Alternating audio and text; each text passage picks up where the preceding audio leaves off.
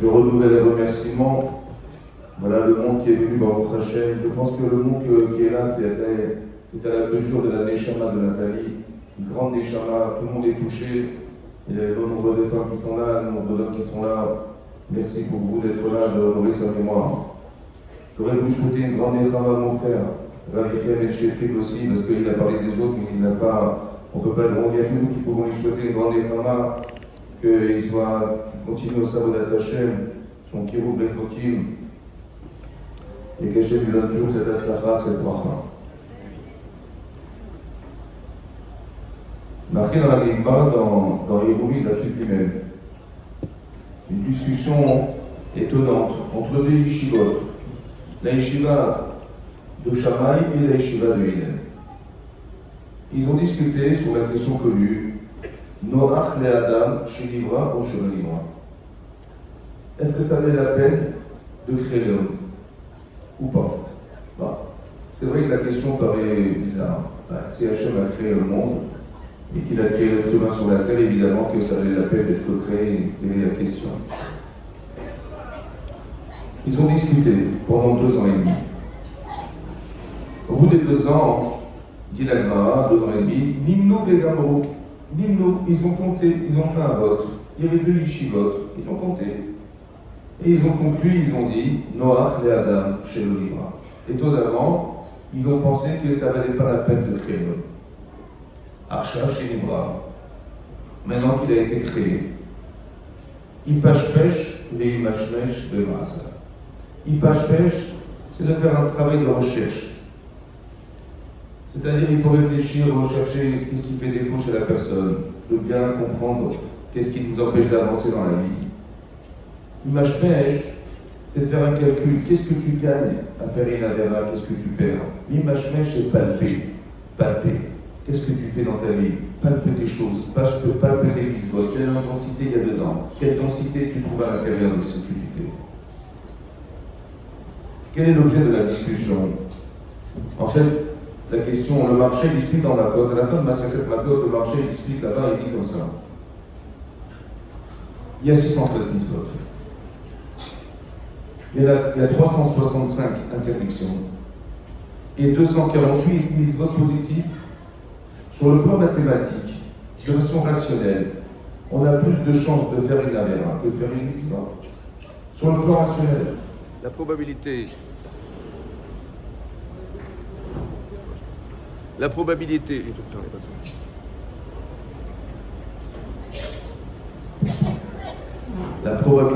faire une avera est plus grande que de faire une mitzvah. À part ça, on a Yetzirah et Yetzirah. Le Yetzirah Tov et le Yetzirah. Le Yetzirah, il a été inclus dans la personne le jour, il a pénétré le jour de sa naissance, il a pénétré la personne. Merci à Youssef.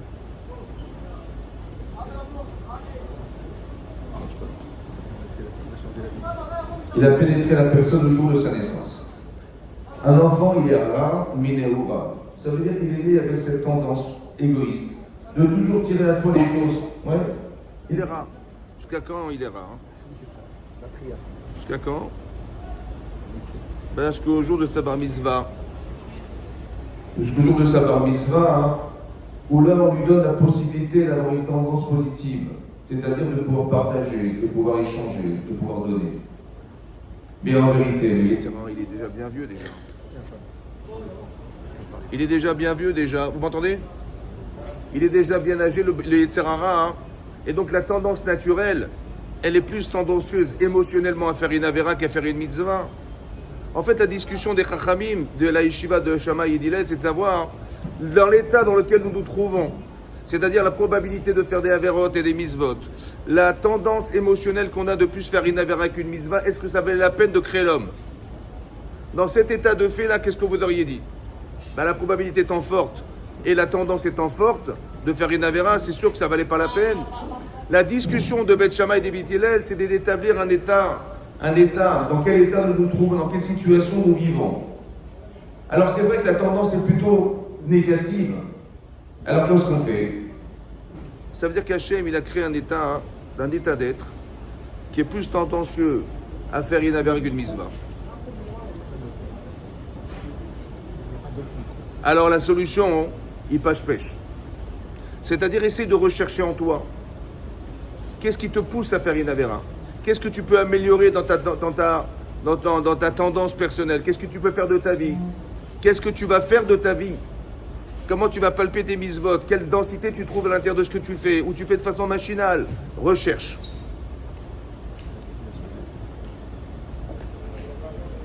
Ça, c'est l'état. Cette idée-là, c'est ce qui caractérise le travail que fait mon frère, qu'a fait mon frère et que fait et que fera mon frère. Et c'est le travail qu'a fait et qu'avait fait Nathalie toute sa vie. C'est-à-dire que c'est des gens qui ont essayé de donner du sens, qui ont essayé de dire aux gens, réfléchissez à ce que vous êtes. Essayez de comprendre vos comportements, essayez d'être logique dans la façon d'exister. Tous les messages de Rabbi Chia, ça a toujours été un message de logique, de cohérence. Soyons cohérents, soyons logiques, soyons des gens qui sont capables de faire une avodat Hashem qui soit intelligente. C'est tout le travail que fait Rabbi Chia, le travail qu'a fait Nathalie. Comme ça a été dit, elle n'avait pas envie de faire des cours. Encore aujourd'hui, j'ai voyagé avec quelqu'un. Il m'a dit, mais sa femme, elle était très très attachée à Nathalie, elle a toujours suivi Nathalie. Encore, il a jamais dans l'avion. Et il me disait, voilà, c'est grâce à elle qu'elle a pu évoluer dans la Torah. Si aujourd'hui, on peut dire ce qu'a dit Abraham Avinu à Eliezer, il a fait jurer Eloké Hashem et Eloké Haaretz. Il a fait jurer Eliezer sur le Dieu du ciel et de la terre. Ça veut dire qu'au départ, Hachem était connu dans le ciel, mais pas forcément sur la terre. Grâce à Abraham Avinu, il est devenu le Dieu de la terre. C'est-à-dire que les gens pouvaient dire Hachem existe.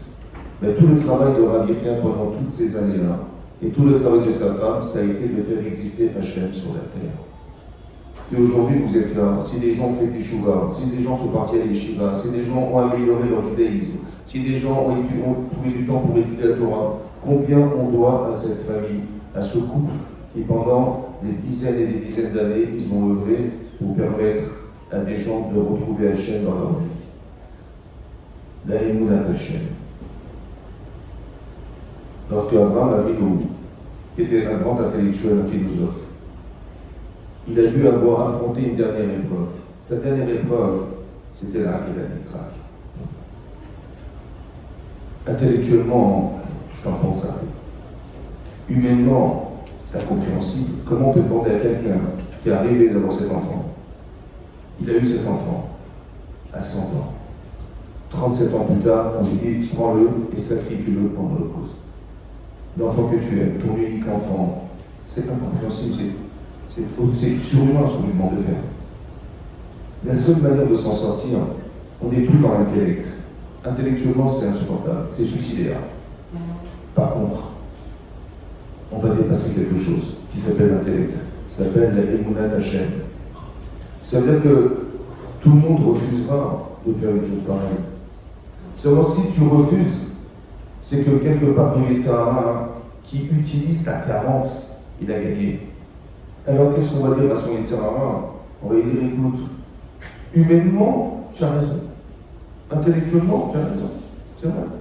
C'est insupportable, c'est incompréhensible qu'Hachem réponde à moi. Seulement s'il l'a demandé, c'est que ça a du sens. Laisse-moi accepter ce qui dépasse mon intellect. Pourquoi? Parce que quelque part, qu'est-ce que vous croyez qu'on va retrouver à 120 ans? Est-ce que vous pensez sincèrement qu'on va retrouver Hachem que nous avons compris et dimensionné? Mais qu'est-ce qu'on a pu comprendre d'Hachem dans sa vie? Une petite boulette dans l'univers. Par contre, Hachem, il est plus dans ce que tu ne sauras jamais de lui, de ce que tu sais de lui. Alors fais ce qu'on appelle des routines. Mets tes filines. Pourquoi faire? Parce que Hachem, il est plus dans ce que tu comprendras jamais de lui. C'est ça le roc. C'est-à-dire d'accepter qu'Hachem existe au-delà de la compréhension humaine. Et c'est là qu'il se trouve le plus que ce que tu imagines. Ça, c'est l'Akedat Yitzhak.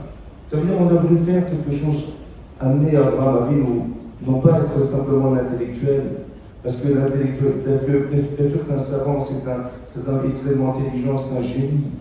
Mais qu'est-ce que tu vas comprendre d'Hachem? Alors accepte le roc, dépasse la limite de l'intellect. C'est ça l'émouna, c'était ça l'épreuve d'Abraham. Qu'est-ce qui se passe? Il fait cette mitzvah qui nous a permis aujourd'hui d'avoir Rosh Hashanah. Pourquoi on a eu Rosh Hashanah? Grâce à cette mitzvah. Vous savez pourquoi?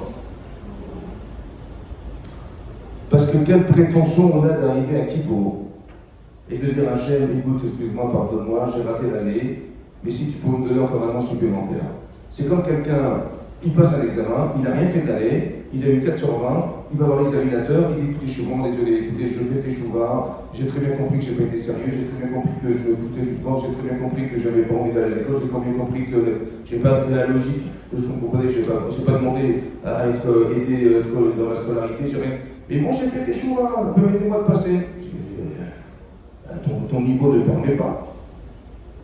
Et nous, on a l'audace de dire à Hachem, pardonne-moi, mais on n'a pas de niveau. Comment on a l'insolence de lui demander de vivre? Tu réussis, tant mieux, tu rates, tu assumes. Comment tu viens qui prouve, dis-le, pardonne-moi. Vous savez pourquoi c'est possible? Vous savez pourquoi c'est possible? Parce qu'un homme s'appelle Abraham Avinu. Il a réussi de façon catégorique à dire non à son Yitzhara. Quand? Là, il a fait ça. Alors, comme il a réussi à faire et que nous descendons là-bas, ça veut dire qu'on est capable de dire non de façon catégorique à son Yitzhara. C'est possible. Alors, laisse-moi le temps d'y arriver. Laisse-moi la chance de vivre. Ce message-là, c'est le message qui amène à avoir la force de se dire que tout peut changer. Ta vie, elle peut changer du jour au lendemain. Ça, c'est Abraham Avinu. Assoun des Fachot et Haran. Abraham, il a amené les gens à la Torah. Et Sarah, elle a amené les gens à la Torah. À la différence de Noach. Il y a marqué Noach Natzahem Ben Hashem. On a voulu détruire le monde, mais Noach, il a été Motsehem Ben Hashem, il a trouvé grâce au Dieu d'Hachem. Explique le Sforno. Qu'est-ce que c'est que Motsehem Ben Hashem? Il dit le Sforno là-bas, il dit qu'en vérité, ce qu'a fait Noach, ça aurait dû sauver sa vie. Exclusivement sa vie, mais pas celle de ses enfants. Mais Hachem Bechinnam, ça veut dire Chen, Chinam, il dit ok, toi et tes enfants. Pourquoi? Il explique le Sforno, pourquoi? Parce que Noach, c'était un homme qui était bâti, expérimenté des Marasim. C'était un bon Chacham, mais pour lui-même. Il pouvait sauver que lui, mais pas sur les autres. Parce que, comme c'est marqué Yov, Noach, ils ont été dans des Torah, mais ils n'ont pas été mélamés de la Torah. Ils ont pensé qu'il fallait faire des choses, mais ils n'ont jamais été au-devant des autres. Comme ça explique le Sforno. Alors il pouvait sauver que lui-même, mais pas les autres. C'est pour ça que personne n'est rentré dans la Torah noire. À la différence d'Abraham, qui lui, il a appris, il a compris, et il a informé les autres, il les a tirés vers les lunettes. Il leur a appris à aimer Hachem. La Ta'at est Hachem, comme ça, il le Sforno. Et ça peut sauver le monde. Ça peut permettre à des gens de faire des chouvas. Plutôt que de reprocher aux gens ce qu'a fait Noach. Il leur dit arrêtez de voler, arrêtez tout ce que vous faites. Il leur a dit ce qu'il ne fallait pas faire. Mais il ne leur a pas expliqué ce qu'il fallait faire. Et quand on ne sait pas ce qu'on fait, on n'est pas contredit parce qu'on n'a pas su faire. On ne peut pas avoir honte de quelque chose qu'on n'a jamais appris à faire. Ça, c'était Abraham. Ça, c'est Rebecca et Nathalie. Ils ont appris aux gens à savoir quel est le chemin à suivre dans sa vie. Abraham, il sort de la Kélat Israël. Il descend, qu'est-ce qu'il apprend? Il apprend la mort de sa femme. Vayago Abraham, Lisbon et Sarah Belikotam. Il est venu Abraham, il a fait l'horizon funèbre de son épouse. Et il a peur de sa femme. Pourquoi cette disparition est bien maintenant? C'est là. Le livre Kota, dans le Sefer Torah, c'est marqué avec un petit caf. Bizarrement, il ne peut de caf, il est petit. Comme si qu'on voulait nous dire, il a peur de sa femme, c'est sûr. Intellectuellement, c'est un désastre. Mais par la Emouna qu'Abraham il a atteint par la Kédat Israël, il a pu comprendre qu'au-delà des limites de ta compréhension, il y a autre chose. Intellectuellement, c'est suicidaire. Emouna, c'est que il va pleurer un petit peu, mais il n'a jamais regretté, il n'a jamais pensé qu'on tombe dans une forme de déchéance personnelle. C'est très difficile. J'ai vu chez mon frère Mika, je comprenais. Quand on se parlait, etc., j'ai l'impression, et grâce à lui, j'ai compris qu'il faut être à sa vie comme ça. Il faut comprendre qu'il y a des décisions d'Hachem. Ma vie doit continuer, mais ma vie va continuer avec elle. Il faut s'habituer à penser qu'on peut vivre sans la présence physique des autres. Elle est là sans être là. C'est ça l'Emouna. C'est quoi l'Emouna? C'est de dire, mais il est où Hachem? Il est là sans être là. Tu sais quoi? Ta vie va continuer à une autre dimension. C'est de penser qu'elle est là sans être là. Tu t'es habitué, tu as construit ta vie avec une personne physique. Tu vas dépasser cette dimension. Tu vas devenir quelqu'un qui est capable d'exister et de la faire exister. Aussi à travers ce que tu vas faire. C'est une autre dimension, c'est la dimension du deuil. Mais quelque part aujourd'hui, Ravika, il a atteint une dimension qui est encore plus grande que celle qu'il avait avec son épouse. Parce qu'on a vu, c'est marqué dans le Maharal de Prague, il explique que les sédikim qui meurent, les grandes sédikim, ils sont méchapris par la mort. Ils expliquent la faute de la génération. Comment c'est possible? Parce que lorsqu'on retire le gouffre, c'est la Neshama qui s'exprime. Et c'est elle qui s'étend. Si vous êtes là ce soir, tous là, c'est parce que la Neshama de Nathalie s'est étendue vers vous, elle vous a téléphoné, elle vous a appelé pour venir ce soir. Ça veut dire qu'on a atteint quelque chose qui normalement était enfermé dans un corps. Tout ce qu'elle a construit avec ses enfants, tout ce qu'elle a construit avec ses élèves, tout ce qu'elle a construit dans sa compréhension, tout ce qu'elle a compris dans sa écoute, c'était enfoui dans une neige, dans un gouffre. Et maintenant qu'on a cassé ce corps, on l'a enlevé, alors tout ce qui va s'étendre, tout ce qui va sortir, c'est le bénéfice qu'on a de toute la Avodat Hashem qu'a fait Nathalie dans sa vie. Retenez son sourire. Retenez son sourire. Regardez, moi quelqu'un m'a dit, je ne la connaissais pas, ta sœur, mais j'ai vu son sourire. Ça veut dire que, panim, vous avez vu, tout ce qui se voit sur le visage se voit dans l'intérieur. Alors il faut qu'on arrive à faire vivre, jusqu'à la venue du Mashiach, la mémoire de Nathalie, Kamra, Daniel Sada. Rappelez-vous toujours de ses enseignements. C'est ça qui est marqué aussi, que Yosef, il est décédé. Il y a mot Yosef, et Kolecha, et Koladorahou. Mais comment ça, Yosef, il est mort? Il n'est pas mort. Et c'est qu'il ne meurt pas. Il est mort par la tête des gens. Les frères sont morts par la tête des gens. La génération qui a connu Yosef et ses frères, il est mort dans la tête des gens. En une génération, on a tout perdu. On est devenus des esclaves. Parce qu'on n'a pas su transmettre les valeurs de notre tzadikim. C'est notre devoir aujourd'hui de rappeler la mémoire de Nathalie, de se rappeler de ce qu'elle a fait. Le livre, c'est un exemple concret de tout ce qu'elle a fait dans sa vie. Alors venons et venons perpétuons cette grande sainteté qui nous a quittés. Amen.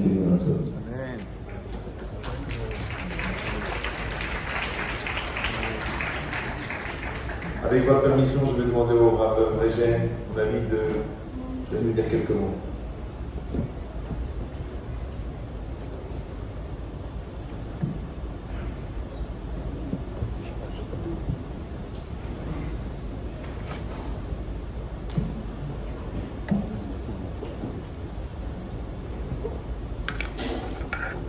Rabbi après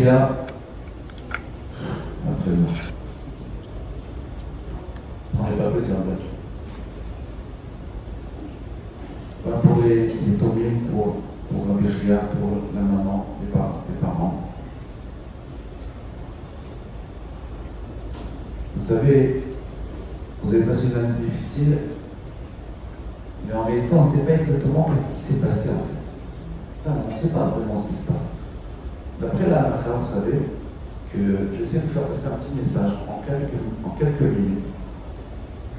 Vous savez, d'après la halakha, normalement, on fait la shiva, après le chodesh, après l'année, 11 mois, pour élever l'âme du défunt. C'est ça qu'on fait, pour votre maman et ton épouse. Mais en réalité, d'après la Kabbalah, c'est un peu différent. C'est que l'Arizal dit comme ça. Il dit que l'homme, il est constitué d'un corps et d'une âme. L'âme, la neshama, elle est constituée de deux parties, deux facettes en Neshama. Il y a une facette qui est à l'intérieur et une facette qui est à l'extérieur. Vous savez ça? Ce qu'on appelle Or Pnimi et Or Makif. Je vous dis en quelques secondes. En réalité, un mois avant de mourir, un mois avant de partir, le Or Makif qui est autour de l'homme, il part, il s'en va. Il monte aussi, il retrouve sa place en haut. Quelques heures avant de mourir, pour ça, le dit, il redescend. C'est-à-dire le Or Pnimi, il veut rester ici, donc il ramène le Or Makif. Après, tout s'en va. Mais le problème, c'est quand toute la Neshama remonte, elle prend avec elle une partie des Neshamot des endeuillés. C'est-à-dire qu'en réalité, l'âme des endeuillés, des enfants, elle est en danger. La personne est en danger. Parce que là, il y a une partie avec plus une personne, elle est puissante, plus une personne, elle est très très grande, plus l'âme des endeuillés, elle part avec. Et donc, en réalité, la Shiva, elle permet de régénérer l'âme des avélis, des enfants et des gens qui font la Shiva. C'est-à-dire qu'en réalité, qu'est-ce qui se passe? Chaque jour, les 7 jours, je ne veux pas vous le dire au début, en réalité, en monde, c'est les endeuillés qui sont en danger. Ce n'est pas la personne qui est partie. Après la Kabbalah, après la réserve. Donc qu'est-ce qui se passe? Chaque jour, une partie de l'âme de votre maman, elle est revenue. Une partie de l'âme de vous qui était partie, elle revient. Et également une partie de l'âme de votre maman qui revient. En réalité, ici, mon père Ravolvé m'avait dit ce message-là, un message très très très intéressant. C'est que quand quelqu'un décède, il y a une partie de notre âme qui s'en va, puis après elle revient. Mais elle revient avec l'âme du défunt. Ça veut dire que l'énergie de votre maman va redescendre chez vous, chez toi, Michel. Tu vas recevoir un peu de l'âme de ton épouse. C'est-à-dire que ce n'est pas que un souvenir, c'est une réalité. Je me rappelle, Ravolvé disait toujours, quelle est la réalité dans ce monde? C'est pas la matière. On ne s'en rend pas compte. C'est le spirituel. C'est ça la vraie réalité. C'est ça qui existe en nous. Donc on a une partie de nous, une partie de l'âme de votre maman, elle va redescendre et elle va rester, elle va vous donner une énergie. Vous allez voir maintenant, vous allez sentir une énergie beaucoup plus puissante qu'avant le décès. Vous avez pris une partie d'énergie qu'il y avait chez votre maman. Maintenant, c'est quoi? De quoi il s'agit? Vous savez qu'il y a une maman dans le cas comme ça. Elle dit Shalosh Kanu Abanan, Shalosh Shutafim Ba'adam. Écoutez bien. Il y a 3 associés pour faire l'homme. Alors, vous demandez, ça veut dire que pour faire un bébé, il faut papa, maman, un Kadosh Baruch Hu. En réalité, c'est impossible que ce soit ça. Pourquoi? Parce qu'il y a un principe dans la Gemara, c'est que les Chazal, les Tanaïm, les Amoraïm, ils ne disent jamais rien qui est évident. Vous demandez à n'importe quel enfant dans le monde, comment on fait un bébé pour dire Akadosh Baruch Hu, papa, maman. Donc c'est pas ça le chat. Alors on va relire Tanu Rabbanan, Shalosh Shutafim Ba'adam. Il y a 3 associés dans l'homme. Ça veut dire, ça ne veut pas dire qu'on crée l'homme, ça veut dire que dans chacun de nous, il y a notre papa, il y a notre maman, et il y a Akadosh Baruch Hu. En chacun de nous. Et le but de notre vie, c'est de développer la facette maman, la facette papa et la facette Akadosh Baruch Hu. Et quand notre maman est partie, alors qu'est-ce qui se passe? Et donc on essaye de réaliser un peu qu'est-ce qu'on peut faire, qu'est-ce qu'elle nous a appris, qu'est-ce qu'on peut dévoiler pour dévoiler en nous-mêmes la facette maman. Alors je vais vous dire, je parlais à un des enfants. Il a même dit, c'est dans le film, d'ailleurs, j'étais très ému par le film. Je ne connaissais pas ta maman, je ne connaissais pas ta femme dans le film. Très discret. Mais jamais ça. Et Daniel, il m'a dit, comment tu peux résumer après 12 mois? Il m'a dit un mois de travail. Je sais, je connais Daniel, il était chez moi pendant plusieurs années. Il ne dit pas les choses en l'air. Il dit quelque chose, il a réfléchi pendant 1 minute. J'ai vu qu'il réfléchit, il m'a dit, dans tout ce qu'elle faisait, écoutez bien, parce que c'est ça qu'on doit apprendre. Dans tout ce qu'elle faisait, elle était chalène. Je traduis, chalène, ça veut dire en adéquation avec elle. Ça a été bien. Vous savez, je vais dire quelque chose. Les gens, dans la vie, ils veulent s'élargir. Comment ils font? ils acquièrent des immeubles, des paquebots, des avions. Et après, à 50 ans, 60 ans, ils sentent un vide à l'intérieur. Même dans la Torah, c'est-à-dire qu'on peut liser, même quand quelqu'un étudie la Torah, il lit toute la Torah superficiellement, il sent après un vide, il y a quelque chose qui lui manque. Être chalem, ça veut dire, quand tu fais des choses simples, tu es bien avec toi-même, tu es en adéquation. Tu vois, tu partais, elle était bien avec elle-même. Tu comprends bien? Elle était bien avec elle-même. Elle kiffe. Elle était bien. C'est-à-dire, elle savait, elle était faite pour ça. C'est Rachel Imeno, c'est la tombe la plus visitée. C'est pourquoi Rachel Imeno, elle n'a pas fait la Kalat d'Israël. Qu'est-ce qu'elle a fait? Une seule chose. Elle a donné les simanim à sa sœur. Des choses simples, ça. La Kajbour a dit, c'est elle qui va protéger le clan d'Israël. Parce qu'elle a fait entrer Akadosh Baruch Hu dans son quotidien. Vous voyez, quand vous allez à la Marcolette, vous faites des choses simples de la vie. C'est ça la grandeur d'un homme. Comment il fait des choses simples. Moi, j'ai été une fois impressionné quand j'étais pris à être aveuglé pendant ce poids. Qu'est-ce qu'il faisait? Quand il prenait en Tibourg, il prenait très vite. À la maison, il prenait chemin d'Estrée en une demi-heure, en Tibourg en 2 minutes. Pourquoi? Il faut être normal. Il faut être normal. Les gens normaux, c'est ça les grands hommes. Je vais vous dire quelque chose. Le message qui me reste. Écoutez bien. Il me reste encore 5 minutes. Écoutez bien. Ça, hein. Vous savez, le Chorot al-Vavot, au tout début, dans sa Akdama, il dit comme ça. Bien rien. Il dit que l'homme il est constitué de 2 choses. Un corps et une âme. Ok. Gouf et dit gouf et neshama. Quelle différence entre le gouf et le nefesh? Je me souviens du nefesh.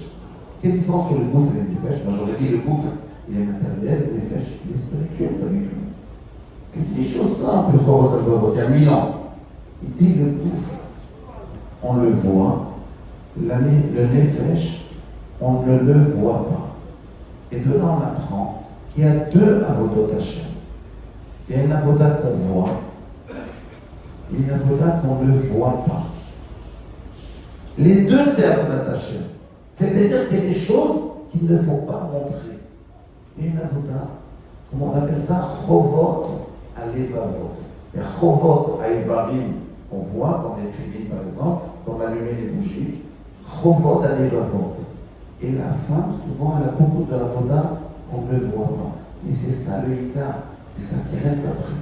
Bon. Ce que nous, on reçoit comme énergie, c'est ça. C'est ce qu'on ne voit pas. Vous comprenez? Je vais vous dire. Je terminerai avec ça. Tous les ans, à cette période-là, mon maître me disait comme ça. Vaïvoser Yaakov Levado. Vaïvater Yaakov Levado. Il dit qu'il faut que chacun de nous, peut-être, ce qu'on peut apprendre de ton épouse, c'est chacun de nous, on a une vie sociale, mais c'est pas ça qu'elle reste. On a une vie qu'on montre. Ça peut être beaucoup comme ça. C'est vrai qu'on peut faire ramener, comme tu as fait, tu as ramené des milliers et des dizaines de milliers de gens à toi. Moi, j'ai plein d'élèves qui ont commencé par toi, on commence avec toi. Plein. Tu veux les noms? Non, je fais confiance. Eh bien, il y a une avoda qu'on ne voit pas. Il y a une avoda qu'on ne voit pas. Comment on fait pour travailler dessus? Eh bien, il dit, apprenez à être un peu seul. Marchez seul. Oui, qu'est-ce qu'on fait seul? Quand j'ai dit ça à mes élèves, quand Cheshbon a fait, non, oublie la religion. Pas de Cheshbon a fait. Sois bien avec toi-même. Vous voyez? C'est ça que tu m'as dit tout à maman. Ça m'a perturbé quand on dit ça. C'est-à-dire qu'elle était en adéquation. Vous vous rendez compte un peu cette puissance-là. Et même quand elle t'a dit merci, l'adéquation. Elle était malade, elle était en adéquation. C'est Akadosh Baruch Hu qui décide. Moi, je suis en adéquation avec moi-même. Dans les petites choses, nous on court tout le temps après quelque chose. Arrête-toi. C'est vrai, il faut courir aussi, c'est bien de courir. Mais arrête-toi. Est-ce que tu es bien avec toi-même? Est-ce que tu as besoin tout le temps d'avoir le téléphone? Être bien, comment on voit ça? Ben, elle sourit tout le temps. Tu as remarqué? Je ne la connais pas, mais parce qu'elle est en adéquation. Quand les choses sont en adéquation, ils n'ont pas à rasseoir sur la tête. Ils ont un sourire. Pas besoin de parler. Pas besoin de faire des miracles. Rien. ויוותר יעקב לבדו. בעזרת השם שתהיה נשמתה צוחה לפרוח חיים. Et Rabbi Chia moi, je te dis la vérité. Continue. Tu es une bombe atomique. Tu vas éclater. Et l'énergie de ton épouse maintenant, elle est en toi. Et tu vas grandir. Et t'approches encore plus à ta joie au fond. Et surtout, il faut prendre de ta femme. Parce que mon maître dit toujours, comment on sait qu'on est avec nous-mêmes? C'est comment on sait? On sourit. Et ça, c'est superficiel. Mais comment on sait? C'est qu'on écoutez bien. C'est ce que vous avez fait toute votre vie. C'est que tu commences à aimer le clan d'Israël. C'est ça le plus important. Le plus important de tout, c'est aimer les Juifs. Aimer chaque Juif. Aimer le clan d'Israël. Toi, ton épouse, elle avait ça. Et toi, tu as ça. Tu avances encore plus. Et plus tu vas grandir. Plus tu vas rajeunir. Et plus tu vas aimer le clan d'Israël. Les autres Hachem, que je professe avec toi, soit avec tes enfants, Daniel, Shalom, et que vous ayez tous une très très grande Hatzlacha, beaucoup de brachot, pour continuer votre avoda, et pour sa fille, et pour les parents également.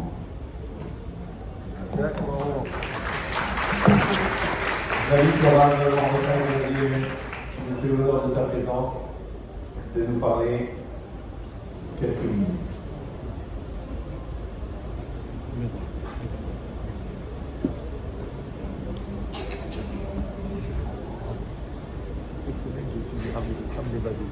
De là-bas. C'est ça, c'est vrai.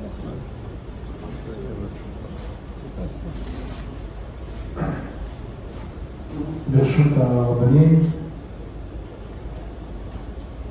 mon cher ami Rabbi Chia, la famille, les parents de Madame Shibanglo de Rechim Tovim, Amen. Mon cher ami Youssef Ben Chetrit, avec qui j'ai eu une doute Ben Limoud. D'abord, Rabbi Chia, je voulais te dire que tu nous as beaucoup impressionnés cette année. Tu nous as tous impressionnés. Ça m'a rappelé ce que le Gemara dit dans Megillah, quand Aman il a fait sortir le pour dans le mois de Hadar, il était content parce qu'il a dit c'est le mois où Moshe Rabbeinu est niftar. Et le Gemara a dit il ne savait pas que c'était le mois aussi où Moshe Rabbeinu était né. Et Rashi, en Shapir Azatzai, il avait l'habitude de toujours citer ce Rashi Kedai Alida Shetekaper Alamita. Il y a quelque chose dans la naissance qui vient de chaper, ça veut dire nettoyer la mita, la mort. Et de là, le Rav a l'habitude de dire que lorsque une mita, elle ne donne mieux qu'une mita, alors la mita, elle fait désespérer, elle décompose, elle déconstruit. Mais lorsque la mita, elle donne mieux à une leda, lorsqu'on est capable de faire naître des choses qui n'étaient pas encore là, justement là où on aurait pu être totalement démoli, alors là, Kedai, Alida, Shetekaper Alamita. L'amour, c'est ce qui donne la naissance, et l'amour, c'est ce qui maintient la vie. C'est vrai pour la vie du corps, c'est vrai pour la vie de la Rouchaniout. Et dans un couple, il n'y a pas un Talmid Chacham, il n'y a pas un Avrech, il n'y a pas un Bachor Yeshiva qui ne reçoit pas l'amour de son épouse, de sa maman. Sans amour, il n'y a rien qui pousse, il n'y a rien qui grandit. On est donc tenu de reconnaître que cet amour que vous avez reçu, toi, Myria, les enfants, la famille, les petits-enfants, c'est un amour qui ne tarit pas, qui reste fort et présent. Et comme les Chachamim nous disent, le tzadikim, la spiritualité d'une femme juive qui s'est donnée toute sa vie, mais si votre nefesh pour la Torah, c'est une spiritualité qui reste présente et qui vous accompagne. Lorsqu'on arrive au terme de l'année, il y a un moment qui est très frustrant parce qu'on se dit quoi? Je vais arrêter de faire le Kaddish quand on parle des enfants. On se dit quoi? On ne va pas faire les choses des Nishmat. Alors bien sûr, dans les Sfarim, il est écrit que le Ilou Nishama, il va, mais Ilou, il continue. Alors il faut savoir que si, pendant les 12 mois, on dit qu'il faut faire le mitzvot, le Nishmat, le Niftar, à partir des 12 mois, le Niftar, il est dans des espaces spirituels de celui qui est encore plus bénéficieux pour les enfants. Ça veut dire qu'on pense à la Nechama qu'on aura quand on dansera avec Menachem, au Ilulim qu'on aura pour le mariage de Teila, et Hen Henla, Hen Lea, Kibes Hashem, Bekarov, on puisse fêter des smachot. C'est le moment de vivre des smachot avec les Bénédictions. Pour dire quelques livres de Torah, quelques minutes, parce que le temps est compté, je vais réfléchir à une idée qui est marquée, c'est que la Torah n'a pas été donnée au Avot. La Torah a été donnée au Yotzei Mitzrayim. Et Bémet, c'est la période qui s'appelle Derech Eretz Kadma la Torah. Il y a quelque chose qui est du chemin de la vie, du chemin de la terre, qui précède à recevoir la Torah. Qu'est-ce que ça signifie? Vous devez certainement connaître le texte d'une Tziv de Vologie dans sa Gemara sur Bereshit, citant lui-même, le Gemara connu qui dit que le surnom de Bereshit c'est Sefer HaYashar. Sefer HaYashar, parce qu'avant Yitzhak et Yaakov, ils étaient des Yesharim. Yesharim, ça veut dire des personnes qui sont droites, des personnes avec qui il n'y a pas d'ambiguïté, il n'y a pas de zigzag. Et comme eux, ils étaient des Yesharim, le livre de Bereshit s'appelle Sefer HaYashar. Dans chaque maison, il y a une partie qui s'appelle la partie de Derech Eretz Shekadma la Torah, il y a une partie qu'on appelle les Avot, parce qu'avant d'envoyer un enfant à l'école pour qu'il apprenne avec un rab, un enfant il est d'abord avec son papa et sa maman pour apprendre les mitzvot.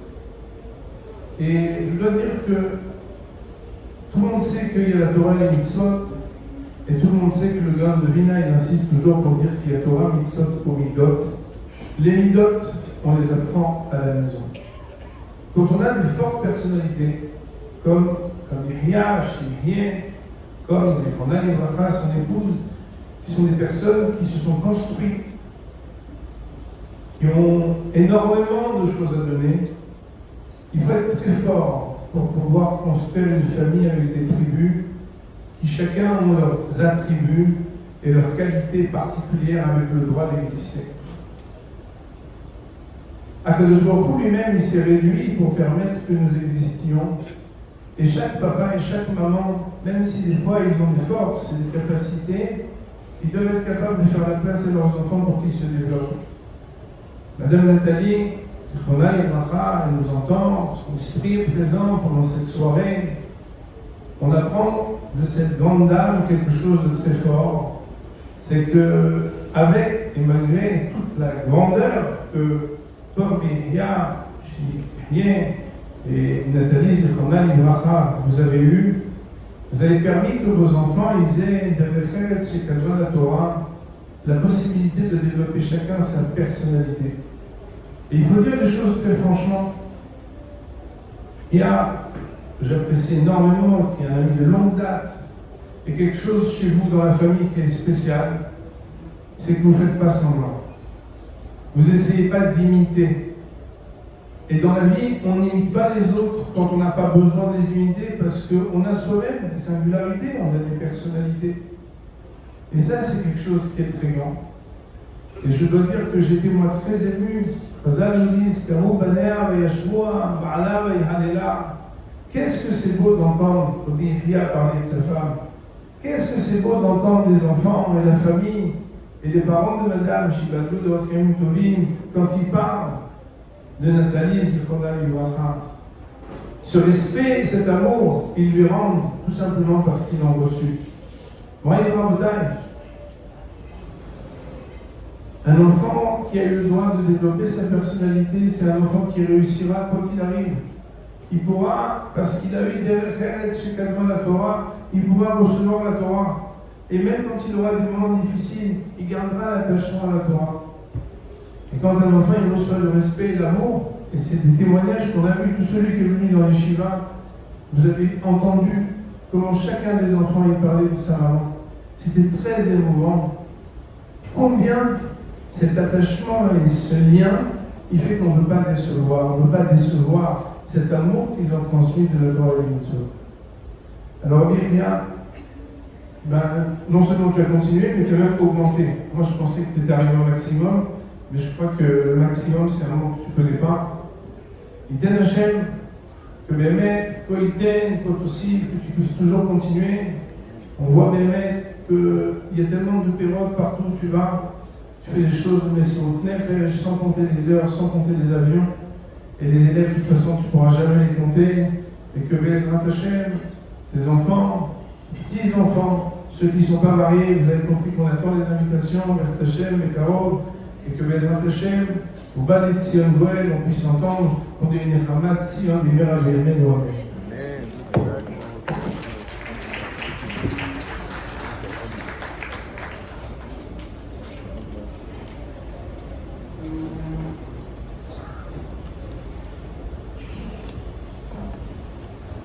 Bon, il ne reste pas beaucoup de temps et je sais que vous avez faim. Donc j'ai écrit quelque chose. À chaque fois, j'essaye, toujours je prie Hachem avant de préparer un cours, le scout de Rabbi Meir Balanes, d'avoir une inspiration qui est adaptée au cours. Et toujours je rigolais avec Nathalie parce que je lui dis écoute, j'ai cours ce soir, j'ai la tête vide. Alors qu'est-ce que je fais? Je laissais dans le bureau, je faisais une prière, des fois j'allumais une veilleuse de Rabbi Meir.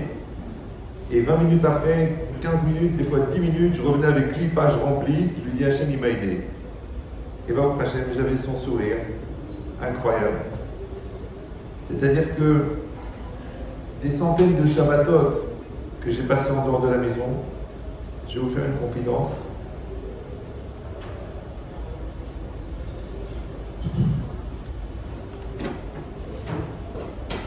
C'est bizarre, j'ai tenu voir là, c'est bizarre. C'est que à chaque fois que je faisais Eshet Raïl en dehors de la maison, je pensais qu'à ma femme. Je sais que les Rachamim me disent que Eshet Raïl en fait c'est la Torah. Moi la vérité j'ai un peu détourné. Ouais. Parce que quand on a une femme magnifique, on est obligé.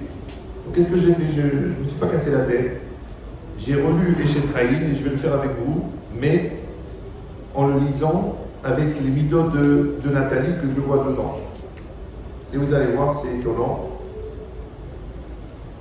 Donc déjà, on dit Eshet Raïl Mi'itza. Une femme vertueuse, Mi'itza, qui c'est qui l'a trouvée? Il y a une logique de Metsia. C'est-à-dire que ce n'est pas quelque chose qui peut s'organiser. Les gens y croient, on fait des statistiques, on rencontre des gens, on trouve la personne. Non. Ça, c'est un cadeau qu'Hachem t'envoie. C'est la Shon Metsia. Donc, il faut accepter, et que nous, Baruch Hashem, c'était vraiment incroyable. Moi, j'étais à Épinay, ma femme, elle était à Marseille. C'est la rabbinite de Marseille, Madame Cohn, qui a parlé avec Madame Eman. Elle lui a parlé de Madame Eman, elle lui a parlé de moi, et Madame Cohn, elle a dit ça, c'est pour Nathalie.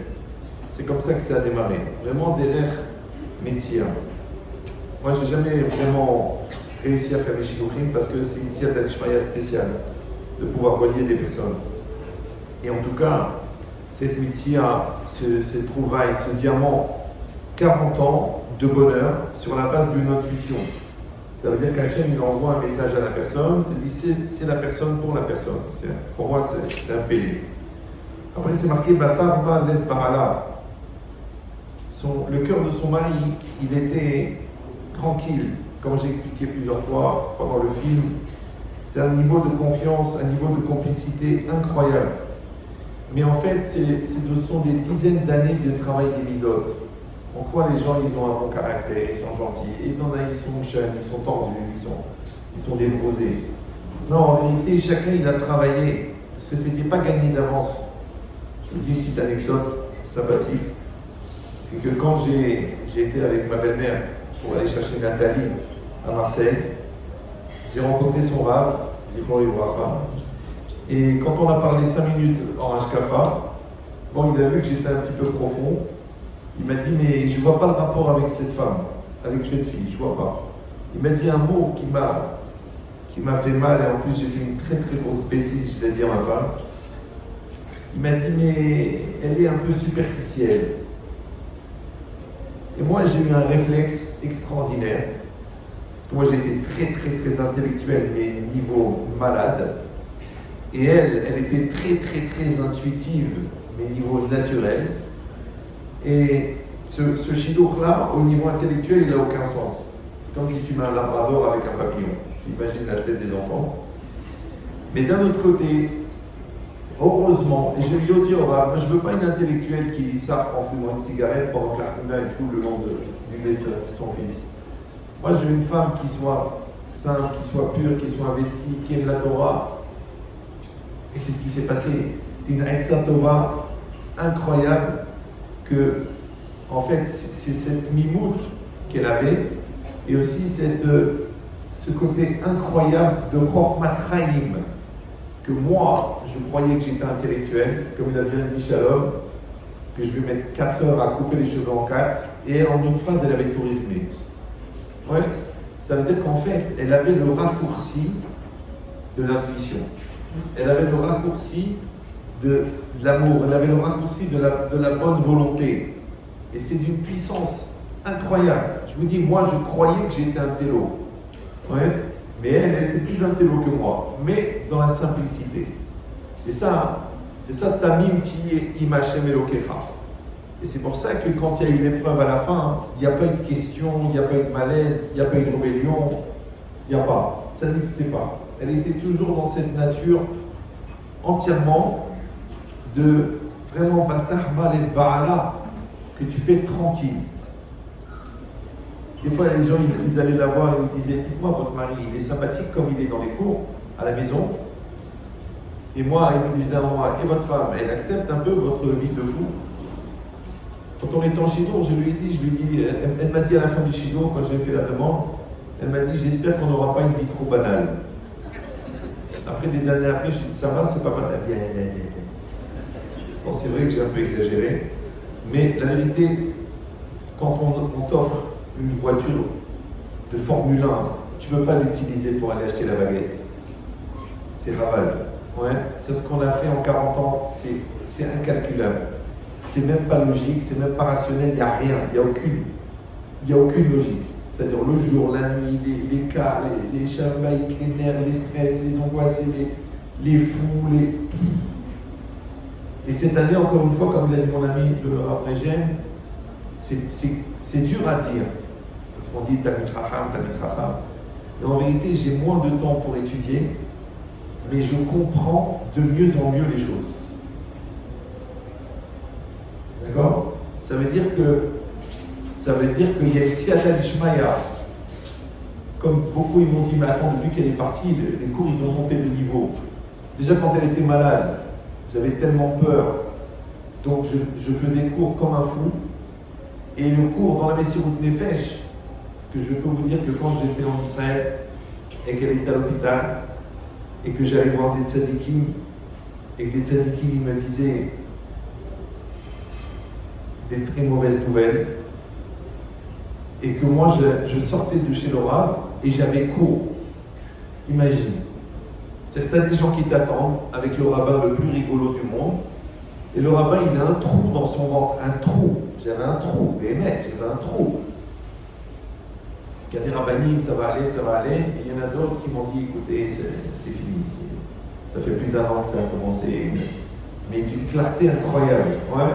Et moi, j'ai dit la Messirut Nefesh, que je vais faire le cours alors que j'ai envie d'aller crier dans la rue, je vais le donner à ma femme. Et on a toujours fonctionné comme ça. C'est-à-dire que le yesod de la réussite, c'est pas le charisme, c'est pas les capacités, c'est pas l'intellect. J'en ai vu des rabbins beaucoup plus intelligents que moi. C'est la Messirut Nefesh. Est-ce que tu as compris que la Messirut Nefesh, c'est une opportunité où tu crois que c'est une condition de plus à remplir pour améliorer la valeur de ton acte? En vérité, c'est l'inverse. C'est la seule chose qu'on va retenir. C'est la seule chose qui a de la valeur.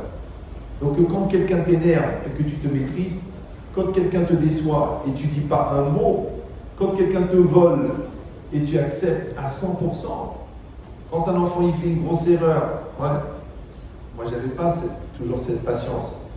Et Nathalie elle me dit, tu dis pas un mot. Je dis, non, je le tue. Et à titre posthume, je suis mortel. Je lui dis non, tu dis pas un mot. Ouais, je voyais des choses dans la famille et tout ça. Elle me dit attention, frère.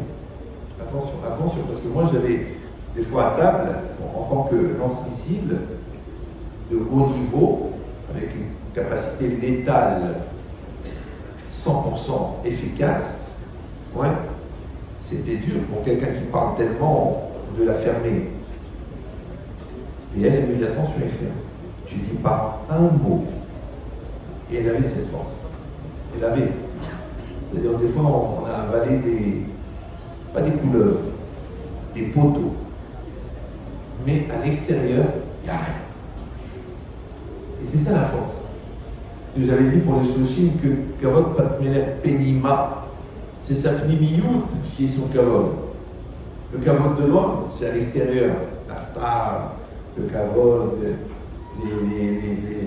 les cols à kavod, mais le kavod de la femme, c'est plus profond, parce que ça vient de l'intérieur. Mais l'efficacité elle est plus grande. Oui, parce que tout ce qui est extérieur a un début et tout ce qui a un début a une fin. Mais ce qui est intérieur, il n'y a pas de limite. Donc c'est pour ça que ça continue avec une force incroyable. Après c'est marqué Gematru Tov Velora. Ouais, elle a prodigué du bien et pas du mal. Kol Yemechayea. Et ça, c'est exactement ça. Elle a cherché et elle a prodigué que du tov. Que du tov. Alors, si vous regardez bien là-bas, à la fin du livre, le mien, il y a tout un chapitre sur l'Eftov. Et l'Eftov, c'est que le moi intérieur, il est complet. Regardez là-bas le Marat de Prague dans Derech Chaim. Regardez le Ritva, le Rambam, qui explique très très bien. Je dis bien la fin du livre parce que ça résume tout le livre. Mais ça veut dire qu'une personne qui est entière, et ça Shalem, qui est complète, et comme elle est complète, et Tov, ça veut dire Shalem, elle est complète. Donc elle voit le Tov. C'est que les gens qui voient le négatif, qui voient les défauts, qui voient les reproches, qui voient les ta'anot, alpi émettent pour améliorer, ça veut dire qu'en fait, ils ne font que projeter la négativité qu'ils ont en eux.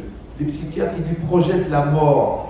Ils contiennent la mort. Et comme la mort, c'est le Malach HaMavet, et que le Malach HaMavet, c'est aussi l'Yetzirah, donc en fait, ils projettent la mort, mais avec le chapeau et la rame. Alors que quelqu'un qui est tov, même dans des situations très très difficiles, il va toujours chercher un écart de route, toujours chercher du positif, toujours chercher à avancer. Vous savez, elle était des fois un peu critiquée pour sa manière de s'habiller, qu'elle faisait du sport, qu'elle faisait de la peinture.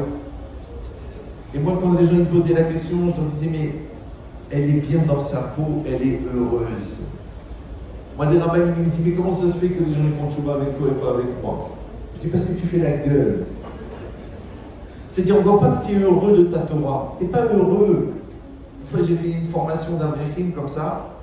La première chose, je lui ai dit, mais le Chovot al-Vadvot, il dit que le premier siman du Talmid Chacham, Simcha al-Panav. Une fois, j'ai demandé à un Talmid Chacham, il m'a dit, non, ça veut dire à l'intérieur. Bon, il est ashkénaze, ça veut rien dire. Ouais. Je dis, non, moi je suis un Maharetz, mais c'est marqué Simcha al-Panav. Ouais, ça veut dire que la personne, elle doit. Et on ne peut pas encore une fois être Bessimcha si on n'est pas tov, si on n'est pas bien dans sa tête, on n'est pas bien dans sa religion, on n'est pas bien avec les autres. C'est-à-dire qu'il n'y a aucune agression, il n'y a pas de guerre puisqu'il n'y a pas d'ennemi. Donc quand tu vois que les gens ils rentrent dans des problématiques, il m'a dit, elle a fait, il a dit, et je suis pas normal, et qu'est-ce qui s'est passé, c'est pas assez froum, c'est trop froum. Et c'est quoi ton problème? Le bon Dieu il t'aime, le bon Dieu il l'aime, et toi tu crées des problèmes. Ah oui, c'est pas chou. C'est de la psychiatrie en fait, mais bon. C'est pour ça que le Maharal il dira Zedavar Shen Botachlit. C'est une chose qui n'a pas de but, qui n'a pas de finalité. Mais si tu fais chaque chose avec un sens, c'est ce que j'ai dit, qu'elle cherche ce qui est top, ce qui est constructif, ce qui est positif. Pas de polémique, jamais de polémique, jamais de critique. Des fois, tu dis, mais c'est constructif, c'est pour le bien. Oui, c'est ça ce qu'on dit, les perfectionnistes. C'est ce que c'est un perfectionniste. Vous parlez français, non? Un perfectionniste, c'est quelqu'un où là, il regarde, c'est imparfait. Oui. Il voit pas le parfait, il voit toujours l'imparfait. Il voit toujours ce qui ne va pas, il voit le défaut, il voit le mais. Mais quel mais là, quel mais? Oui. Alors que j'ai dit ça, mais les gens ne croient pas. Quand je parle en l'air, avec Nathalie, 8 ans, on a travaillé sur le oui sans le mais. C'est très dur. Hein. Je vous dis tout de suite, le mais c'est normal.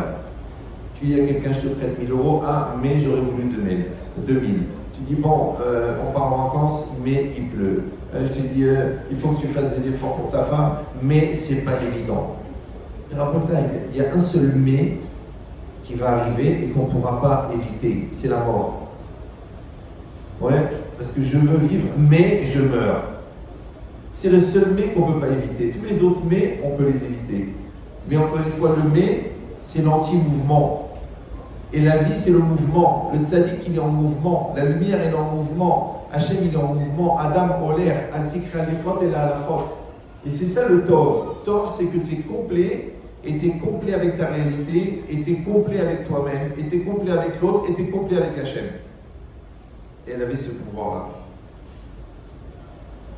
Après, c'est marqué, Bataras, Bechefes, Kapea. Elle a fait son travail avec diligence. Ouais. Tu sais quoi? Elle était toujours dans la zrizout. Ça aussi, c'est une chose qu'on a essayé de faire passer aux enfants. Il n'y a pas de nonchalance, il n'y a pas de perte de temps, il n'y a pas je le ferai plus tard, il n'y a pas. Moi, je les ai traumatisés, mes enfants. Je leur ai dit, il n'y a pas de siyata d'ishmaïa dans la négligence. Quand tu négliges, quand tu traînes, Dieu y sort. Il n'y a pas. Parce qu'on apprend de la matzah, où je martem et la matzot. Ouais, le Maharal, il explique très bien que ça veut dire qu'Hachem, il est les Ma'ala Minazman. Maintenant, j'ai expliqué tout à l'heure en 2 mots que le superficiel est dans le Zman, mais l'essentiel n'est pas dans le Zman. Donc, quand on vit dans le Zman, on est automatiquement superficiel et on perd du temps. C'est ça qu'il dit le Maharal, que Ikar Toldot Aikuvim Ba'im Mishi'u Zman. La principale cause d'émergence des obstacles, c'est la perte de temps. Tu peux le faire, fais-le. Tu peux l'apprendre, fais-le. Tu peux t'excuser, excuse-toi. Tu peux rembourser, rembourse. Ne pense pas à réfléchir. Est-ce que c'est à moi? Est-ce que c'est le moment? C'est difficile. Je verrai plus tard. Je vais le noter. La vérité, je ne sens pas. Je n'ai pas le déclic. Je n'ai pas la force. Mais meurs. Enfin, je veux dire, réfléchis. Oui? Parce que c'est ça qui empêche. Parce qu'en fait, la négligence, c'est l'espace que tu laisses pour que le Satan il intervienne. Et après, tu dis, il y a des obstacles, c'est difficile. Ton fils, il est là, va lui parler. Ah, c'est pas à moi de le faire, il est dans une bonne yeshiva.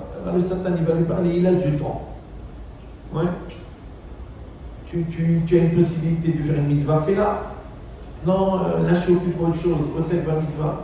Tu n'es pas au niveau de Osek va mitzvah. Tu n'es pas assez Osek pour être plateau. Donc, s'il y a la deuxième qui se présente, fais-la. C'est bien. Sans arrêt, sans limite. Oui, il n'y a pas. Tu es dans l'avion, il a un repas pas cachère. Donne-lui ton repas. Celui-là, il vient chez toi, il te pose une question, tu réfléchis, oui, tu as la réponse, donne-lui. Ne dis pas, rappelez-moi plus tard, tu vas faire le snob. C'est pas mon kavod, ton kavod. Mais quel kavod? Les vers, ils vont nous manger en Bretagne. Une fois, j'étais assis avec des rabbinim.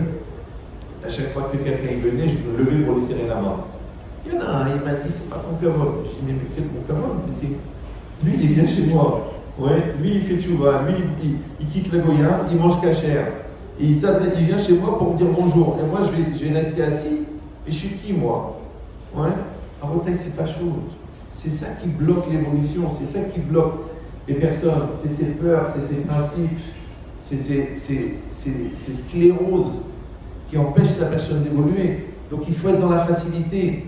Alors, quand on te dit que Rabbi Yochanan, il était Magdin Shalom l'école Adam, quand tu vois que Rav Franklin, il venait à des mariages à Lyon, ouais, alors que la gala n'était pas forcément bien habillée, et qui disait je viens, et si Rav Franklin y vient, alors ces gens-là ils vont faire teshuva. Et après ils sont à Bnei Brak avec leurs enfants dans la Torah. Ça veut dire quoi? Ça veut dire qu'il a compris que le kavod, c'est pas une exigence que tu peux avoir par rapport à l'autre. C'est un décapsuleur de potentiel que tu peux donner à l'autre. Alors fais du kavod, même pas faire ça. Une fois, il est venu chez moi, je le raconte dans les cours, mais les gens ils croient que c'est une blague. Il m'a dit, Rabbi Shekit, vous allez être fiers de moi. Je dis, ah bon, pourquoi? Il m'a dit, mais la semaine dernière, j'étais à Saint-Étienne. Il était 1h du matin. Tout était fermé, il restait qu'un sandwich à la gare. C'était un sandwich jambon-beurre. Bon, lui, il faisait rien du tout. Je lui dis alors, il m'a dit, pas grave, j'ai enlevé le beurre pour ne pas mélanger le lait et la viande. Non, mais les gens, ils croient que c'est une blague, c'est vrai. Et moi, je lui ai dit, t'as enlevé le beurre? Ah, bah, quand la caméra. Maintenant, il est Coleman, ce monsieur. Des années plus tard. Il est venu me voir, il me dit, je ne prends pas la verrière. Je lui ai dit que je prends un sandwich jambon-beurre. Vous ne m'avez pas cassé, vous ne m'avez pas insulté? Non. Non. Parce que ma mère, elle me racontait, mon grand-père, Baba Yonatan, ouais, il a fait des centaines de balles, et tu vois. Il y en a un, il était orphelin, il se promenait avec une cigarette, Shabbat. Quand il a vu mon grand-père, qui était le hacham du village, il a eu honte, il a jeté la cigarette. Et mon grand-père, il a pris à la maison, il a reçu pour Shabbat, après il est resté chez lui, il lui a pris un métier, il l'a marié. C'est pas comme nous, on fait un chèque à Hazi Elohim. Eux, ils s'occupaient vraiment de la personne, ouais. Et bien ce monsieur-là, 60 ans après, il rencontre ma mère et il lui dit, à la mort, je suis sûr que ton père, il avait vu la cigarette. Je suis sûr. Il n'a rien dit. C'est ça le primi. Ouais. C'est ça la force intérieure. Alors que l'autre, il va en profiter. Racha, Bouchrat, Nevela. Tu vas pas au Lamaba, tu vas mourir. Peut-être, je ne sais pas lequel des deux qui va pas au Lamaba. Donc cette logique-là aussi, je ne sais plus où j'en suis. Mais Mechak Tavilahma. Ouais, en Bretagne. J'étais au collège, j'étais en voyage, j'étais dans les cours, j'étais dans les conférences. Mais combien de centaines de sacs? Elle me disait, j'ai mal aux épaules, je t'en prie, viens vider les sacs. Mais combien de fois j'étais pas là? Et elle n'était pas d'une santé solide, forte, c'était pas une femme d'1m80 ou 150 kg. Non, il était vraiment une vapeur d'eau. Hein? Et combien de sacs, et combien de shabbatot, et combien, et les chalotes, et les repas pour les familles. Ouais. Ça veut dire que, et les valises pour les enfants, les petits-enfants.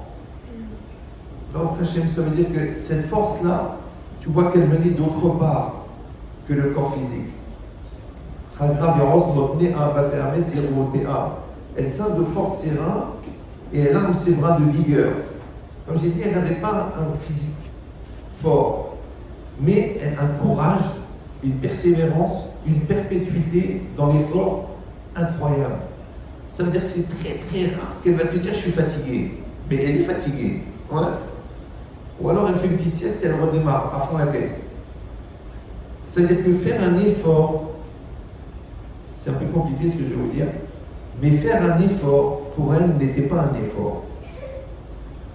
Parce que dans l'effort, il y a fort. Et quand quelqu'un est fort, il n'y a plus la notion d'effort. La notion anxiogène de l'effort, elle est chez les gens qui voudraient éviter de faire des efforts. Mais quand tu es fort, il n'y a pas d'effort. Il faut faire Shabbat, il faut faire Shabbat. Nous, le Shabbat, c'était 15 ou 17 salades, et les viandes, et les poissons, et les gâteaux. Une demi-heure avant Shabbat, encore une tarte, encore un truc, encore achète des fruits, amène des chocolats, je t'en prie, tu passes, ramène des chocolats.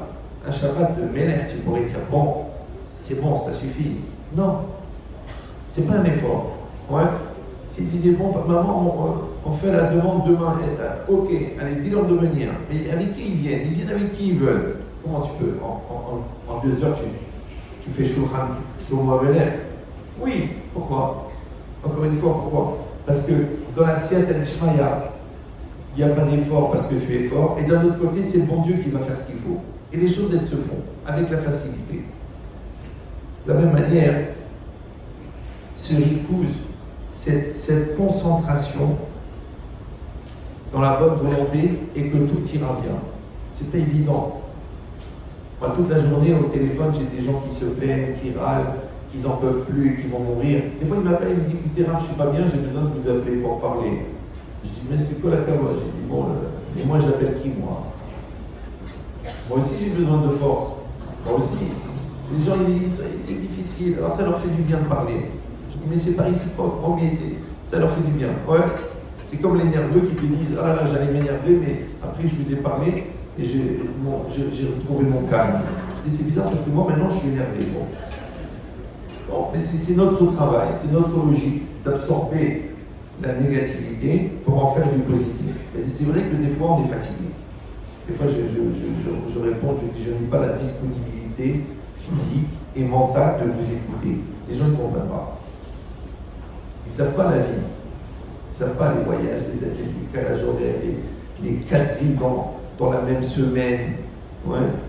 Les gens, tu raccroches d'une femme endeuillée, hop, c'est un dépressif qui prend le téléphone. Tu raccroches un autre qui s'est trompé de lessive, il veut absolument utiliser homo.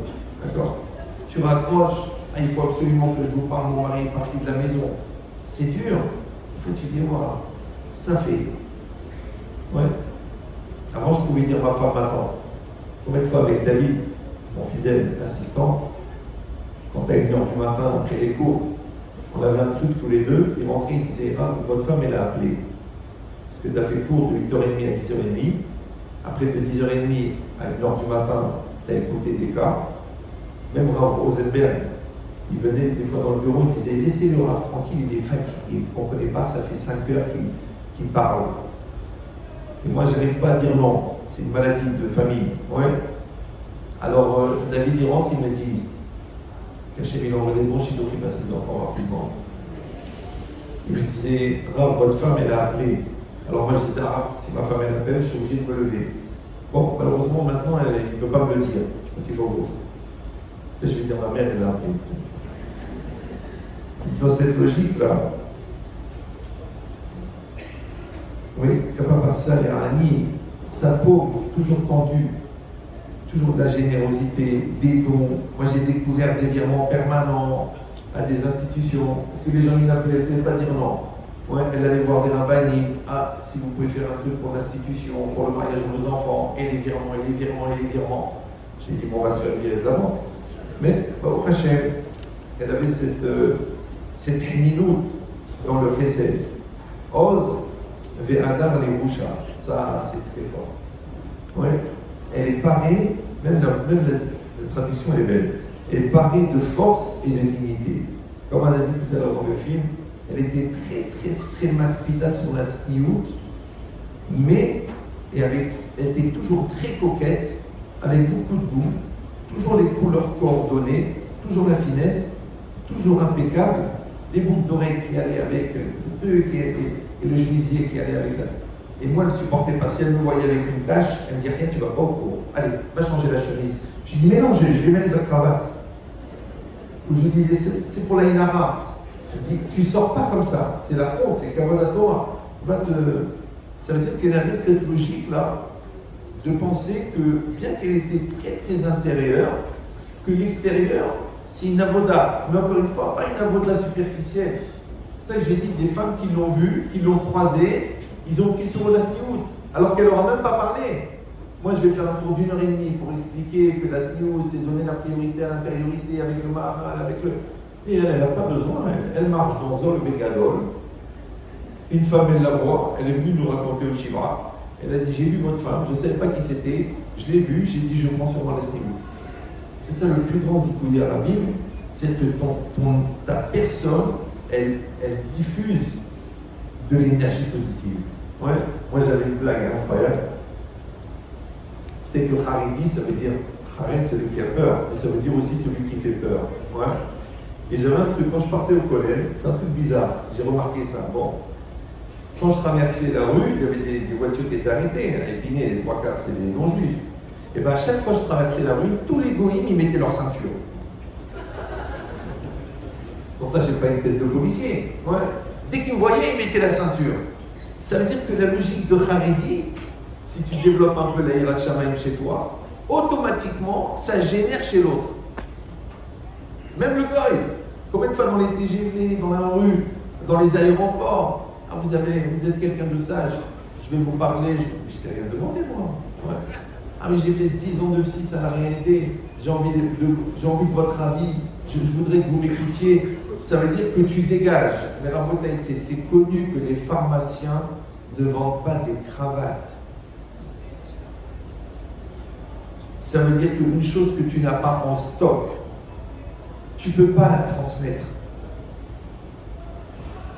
Moi j'adore quand les gens ils viennent me dire, vous savez Rav, il y a 28 ans, vous avez dit cette phrase et j'ai fait tes chouvas. Et moi la vérité, je suis content parce que Michel Jboïrat Shamaïm doit avoir Mishmarim. Ouais. Et je vous dis la vérité, vous me connaissez pas mal. Je vous aime tous. Vous avez pris une soirée pour Nathalie. Des fois le gars il a fait chouva avec la blague. Là, il n'y a pas très longtemps, j'ai reçu un email extraordinaire.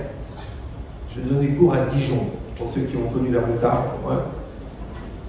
Et il y a un jeune qui vient me voir, que de cheval, pas de kippa. Il m'a dit, je voulais vous demander Mehila. C'était la veille de Kippour. Il dit, je voulais vous demander Mehila parce que je n'écoutais que les blagues. Il a dit, j'ai acheté les cassettes, j'avançais, et quand j'entendais les rires, j'écoutais la blague. La Torah ne m'intéressait pas. Je dis, alors pourquoi tu demandes Mehila? Il dit, avec les blagues, j'ai fait Teshuvah. Le gars, il a quitté Dijon, il est venu à Paris. À Paris, il est rentré quelques mois à Pavé. À Pavé, ça ne lui a pas suffi, il a été à Bnei-Brak à Belshmaya. Belshmaya, il est rentré au collège de Rav Weissman. Ouais. Il est devenu Dayan. Et là, il m'écrit un email juste avant que je vienne pour me dire qu'il vient de finir le chasse, les Rinoun Nishmat de Nathalie, parce qu'il savait que c'était grâce à elle que j'ai réussi à faire ce que j'ai fait. Ça veut dire, comment tu vas imaginer qu'une blague à Dijon, elle fait cet effet? Non, c'est pas applaudir. C'est pas un spectacle. Puis garder les applaudissements pour Gad, il en a vraiment besoin. D'accord? Mais, parce qu'il a fait une phrase. Mais l'idée, c'est ça. Ouais, l'idée, c'est ça. C'est pour ça que moi j'étais un Yesod. Je dis en présence. Ouais. C'est que, vous avez remarqué, les Gdolim, bon, ils viennent à Paris, Rav Steinman, Rav Hirsch, ils parlent. La vérité, ce qu'ils disent, il n'y a rien de spécial. C'est très très pachout. Ouais, renforcez-vous dans l'étude de la Torah, faites les brachot avec la Kavana. Tu dis, le gars, il finit le chasse tous les ans, il te raconte un truc, entre guillemets, à 2 balles. Mais moi, j'ai compris un Yesod. C'est que quand quelqu'un il a étudié 70 ans de sa vie, même s'il te dit bonjour, ouais, parce que communication, communion, commun, tu vas recevoir toute sa Messirut Nefesh de 70 ans. Même s'il va lire un règlement de square, oui, les pelouses sont interdites à traverser. Toi, tu écoutes ça de Rav Steinman, le lendemain, tu dis il faut que j'attaque le chasse. Il n'a pas parlé de ça. C'est pas la peine. De là, tu vois une chose extraordinaire. C'est que la parole, et je vous le dis en qualité de quelqu'un qui parle très très bien, c'est un prétexte pour faire passer une énergie. Donc le vrai Talmid Chacham, il parle, c'est pas grave ce qu'il dit. Ouais. Moi j'ai tremblé devant un Franklin, et Bémet c'était pas transcendant. Mais tu vois la Yirat Shamayim vivante. Elle est là devant toi. Ouais. J'étais chez Raphaël Kanevski, je tremblais. Parce que tu vois la Yirat Shamayim vivante. Et c'est ça le principal. Ce qu'il a dit aussi Rabbeinu. Ouais. C'est-à-dire que moi, ma satisfaction personnelle, c'est de voir la Metsiout des Chazal. Que les Chazal ne sont pas de la culture, ne sont pas des idées. Ouais. Il y a beaucoup de gens qui ont cette maladie de vouloir intellectualiser la Torah. Ça n'a aucun intérêt. Il faut aller très loin, il faut approfondir, il faut beaucoup. Mais il faut que ça reste un prétexte de Messirut Nefesh, parce que c'est la Messirut Nefesh qui va donner la Havana profonde. Oui, c'est-à-dire que tu t'es cassé la tête pendant 8 heures sur le Rabbi Akiva Eiger, ouais. Tu crois que tu as compris parce que tu t'es cassé la tête? Non. En fait, tu as compris parce que tu as fait l'effort. Et Hachem, il t'a envoyé des matana. Ouais, et ben c'est exactement pareil. Toi, tu dis, mes enfants, je veux leur donner le meilleur. Et Hachem, il va t'aider. Et si toi, tu veux lire tous les livres de Françoise Dolto, et après tu les frappes, Tu as compris que tu es tombé dans un piège de croire. Parce que tu sais, tu es. C'est deux verbes qui n'ont rien à voir. Il y a le verbe savoir et le verbe être. Et donc, c'est pour ça que la tsniout, elle l'a transmise à ses enfants sans passer par des discours et par des remontrances, simplement en étant naturel. Une fois, il y a un couple qui est venu, un des nombreux couples qui sont venus en Shalom Bayit, le monsieur m'a raconté il n'y a pas longtemps. Il m'a dit, vous savez, je suis venu avec ma femme, on était mal, très très mal, et votre femme, elle nous a accueillis, et elle m'a attrapé, elle m'a dit, n'ayez pas peur, Laurent, il va vous écouter, si Dieu veut, ça va aller. Bon, ça n'a pas été, ils ont divorcé. Bon, mais la personne, elle prenait déjà régulièrement de la cocaïne, donc c'était un peu compliqué de la remettre sur une ligne, puisqu'elle en avait déjà aspiré une. D'accord? Mais il m'a dit, ça fait 17 ans, bon, il s'est remarié, il a des enfants. Il m'a dit, ça fait 17 ans, j'ai encore l'énergie positive de votre femme qui m'a rassuré en une seconde. Ouais, et ça, je vous le dis. C'est le vin, quand tu achètes un bon vin, à 600 € la bouteille, même si tu n'es pas connaisseur, à peine tu le mets dans la bouche, tu dis, c'est pas 3 heures, tu n'as pas besoin de 3 heures. Tu fais, ouais, et tu reçois tout de suite la qualité. De la même manière, ouais, les gens qui sont entiers, les gens qui sont concentrés, les gens qui sont sincères, ils vont te transmettre une énergie comme ça, tellement puissante. Vatisrak le Yom HaAcharon, oui, elle s'est réjouie. Là-bas, ils traduisent, elle pense en souriant à l'avenir. Ouais. Et moi, je dis que même quand on arrive au dernier jour, comme j'ai dit aussi dans le film, et c'est quelque chose de très profond, c'est que c'est seulement à la fin, et seulement dans les souffrances, et seulement dans les pertes d'argent, et seulement dans les déceptions, ouais, que l'on voit si le travail il a été fait. Parce que c'est tellement facile de s'énerver, d'avoir la rancune, d'avoir la haine, ouais, d'en vouloir à des gens, des fois à de la famille. Non, ça veut dire que le travail n'a pas été fait. Tu as encore tes névroses, tu as encore ton yetzerara, tu as encore tes peurs, tu as encore tes complexes. Oui, des fois quelqu'un m'a dit, mais il vous a dit ça, il a dit ça sur vous, vous n'êtes pas énervé. Je lui ai dit, j'ai fini avec la psychiatrie. Ah, on a fini. Oui, mais c'est un ravagé, oui, ravagé. Oui. C'est ce que je pensais. Donc ça veut dire que tu mesures le degré de maturité que tu as atteint grâce au travail. Et c'est ça la vraie sérénité. Moi, je vous dis un secret. Un jour, un rave dont j'étais très très proche, il s'est énervé sur moi. Mais un énervement incroyable. 3 heures, il a crié. Ouais. Et il m'a tout reproché. Et ça. Mais c'était n'importe quoi. Et pourquoi tu ne viens pas me voir? Et pourquoi tes enfants ils te prennent dans la rue? Et pourquoi tu ne m'as pas invité à la Brit Mila? Et pourquoi? Je voyais que c'était tout décollé. Donc j'ai compris qu'en fait, il avait un terrain dépressif très très lourd et que c'est beaucoup plus facile de transférer chez les autres que d'assumer son problème. Et moi, je ne me suis pas énervé. Normalement, quand quelqu'un t'insulte pendant 3 heures, tu te lèves, tu dis c'est pas normal, c'est honteux, c'est injuste, et tu fais la gueule pendant 10 ans. Et moi, je lui ai attrapé la main au bout de 3 heures parce qu'il fallait que le pu sorte. Quand le pu il est sorti, et que lui-même il était fatigué, il m'a dit écoute, ma famille elle m'attend. Je fais non, il n'y a pas. On ne va pas sortir d'ici dans des mauvais termes. Je lui ai attrapé la main et je lui ai dit vous savez, Raph, j'ai 40 ans. À l'époque, j'avais 40 ans. J'ai 8 enfants à l'époque. J'ai quelques élèves. Je dis je ne peux pas me permettre de devenir bête. Vous me suivez ou non? De rentrer dans la colère. Non. Alors on va bien se quitter gentiment. Et ça ira très bien. Voilà. Et quand je suis sorti dehors, je me suis mis à danser dans la rue. Un fou. Un malade. Il y avait Ravi Tzraklevi là-bas. Il m'a vu. Il m'a dit rien, tu es devenu fou? Je fais non. Il dit pourquoi tu danses?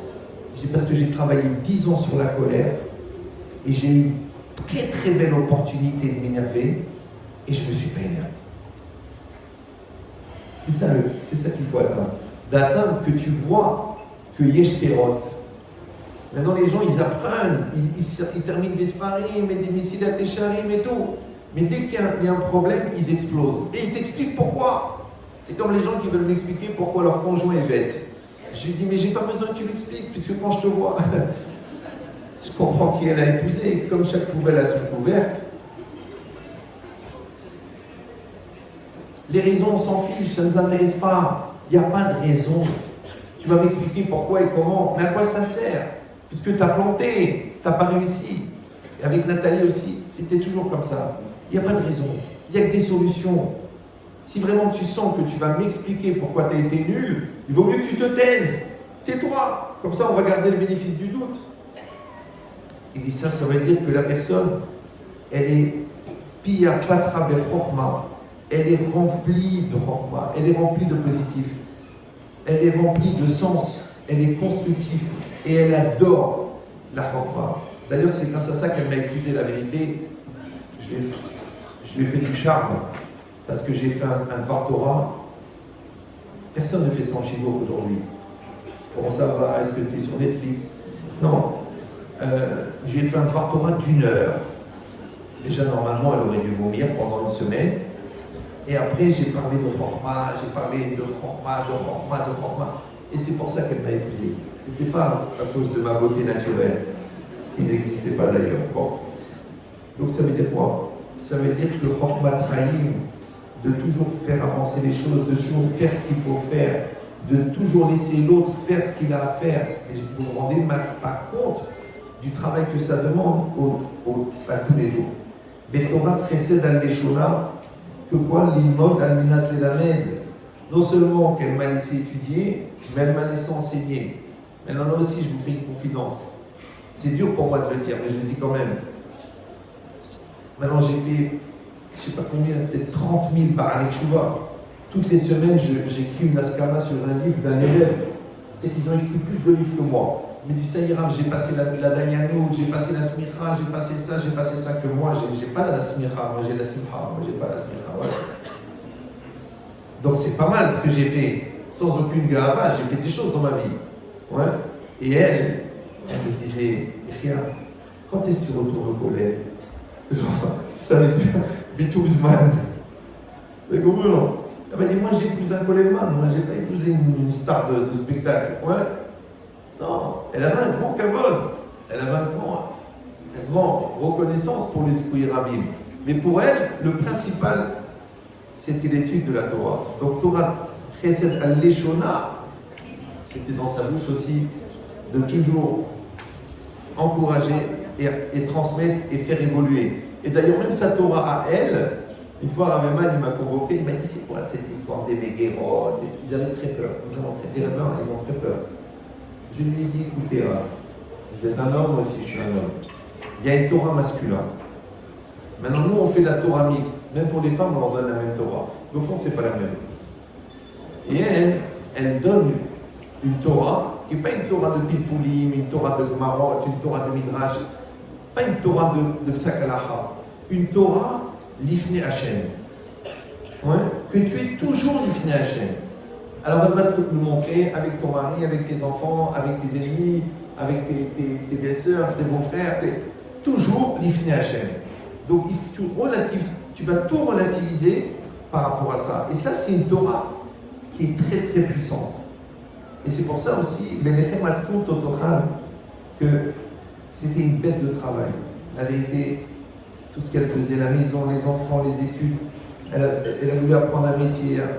Elle avait 40 ans, 45 ans, le sport, les cours, bien sûr toujours dans des salles de sport pour femmes, et la pêche, toujours le suivi des enfants mariés, et elle connaissait la taille de tous les petits-enfants, alors que moi je ne connais même pas leur âge. Et il n'y avait jamais de physique, il n'y avait jamais de parents, il n'y avait jamais de paresse, ni physique, ni mentale, ni morale, ni existentielle, parce qu'il y a aussi une paresse existentielle. Si vous avez écouté le cours de Manchetti sur la paresse.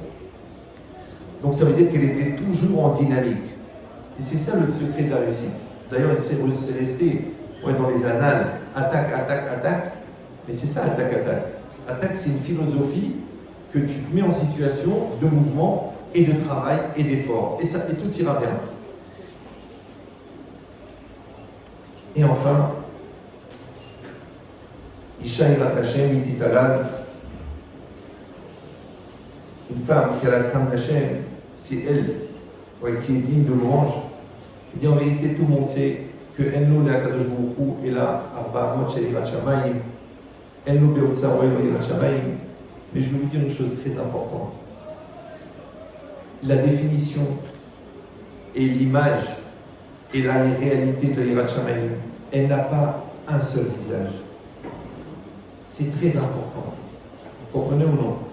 Toujours je raconte ce monsieur-là que pendant la guerre, il était recherché par la Gestapo parce qu'il sauvait des Juifs et il n'a pas dormi une seule nuit dans le même endroit pendant 4 ans de la guerre. Et il a fait passer en Suisse, il a fait passer en Espagne des milliers, il a sauvé plus de 4000 Juifs pendant la guerre avec un stress de malade, mais il ne met pas les tefilines. Ça arrache ça dans cette vie. Vous me suivez ou non? C'est compliqué. Donc lui, Saïrat Shamayim, c'était de sauver des vies. L'autre Saïrat Shamayim, c'est de trouver de l'argent pour les pauvres. L'autre Saïrat Shamayim, ça va être d'aller chez tous les commerçants pour leur dire de fermer avant Shabbat. Moi, j'ai une élève à moi, elle a acheté mes cassettes il y a 30 ans. Et comme ses parents, ils étaient une grosse famille du Sentier, elle allait chez toutes les familles, chez tous les magasins, elle leur disait, je vous en prie, écoutez ce cours. Vous allez rigoler, c'est un cours de folie. C'est-à-dire, elle faisait du Zikoui Rabim avec les cassettes. Mais elle achetait les cassettes, mais si j'avais su, je l'aurais donné. Et bien, cette femme qui venait d'une famille très très riche, cette jeune fille, elle s'est mariée avec aussi quelqu'un qui a fait tchouva dans les cours.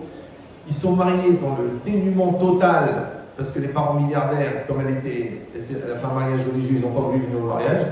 Et ensuite, ils ont beaucoup étudié la Torah, mais vraiment dans la pauvreté. Et maman, au Hachem, ils marient leurs enfants. Et lui, il a écrit des livres. Et il y a beaucoup de gens parmi vous qui étudient ces livres. Et moi, je vous le dis, je répète, c'est une jeune fille qui allait faire du porte-à-porte pour Zikoui Rabim, et un garçon qui a fait Messirut Nefesh pour aller à la yeshiva, alors qu'en vérité, il était grossiste, il avait tout ce qu'il avait, il était beau, il était mignon. Donc c'est ça qui a produit. Ouais. Et aujourd'hui, tu vois les fruits, tu vois les enfants.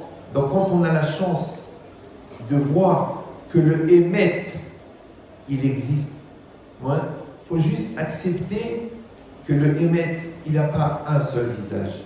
Je vous en prie, faites-moi plaisir. Je ne vais pas donner d'exemple, parce que vous allez être déçus.